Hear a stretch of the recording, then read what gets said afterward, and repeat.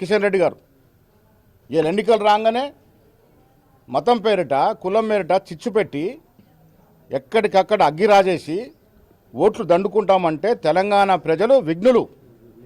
వారికి కావాల్సిన అభివృద్ధి, వారికి కావాల్సిన వారి మున్సిపాలిటీ అభివృద్ధి, రేపు వారి పిల్లల భవిష్యత్తు అది దృష్టిలో పెట్టుకొని ఓటేయాల్సిందని నేను తెలంగాణ ప్రజలు విజ్ఞప్తి చేస్తూ ఉన్నాను. ఎలక్షన్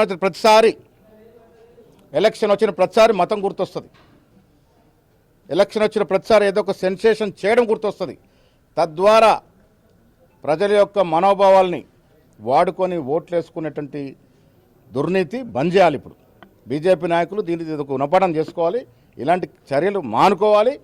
ప్రజలకు కావాల్సిన అభివృద్ధి, ప్రజలకు కావాల్సిన సంక్షేమం అది ఇస్తున్న పార్టీ కాంగ్రెస్ పార్టీ మాత్రమే. అందుకే ఇవాళ ఈ రాష్ట్రంలో 90% పైన మున్సిపాలిటీలో కాంగ్రెస్ గాలి వీస్తూ ఉంది. ప్రజలకు కూడా అర్థమైపోయింది. బీజేపీ వాళ్ళు వచ్చి దేవుడు మతం తప్ప ఇంకా చేసేదేమీ లేదు, మా కుటుంబాల్లో ఒరిగేదేమీ లేదన్న మాట వాస్తవం అర్థమైంది కాబట్టి కాంగ్రెస్ వైపు ఉన్నారు. పవన్ కళ్యాణ్ వచ్చి ప్రచారం చేస్తాడు అని చెప్పి బీజేపీ చెప్తున్నారు. మిత్రులారా, పవన్ కళ్యాణ్ గతంలో తెలంగాణ గురించి చేసినటువంటి అనుచిత వ్యాఖ్యలు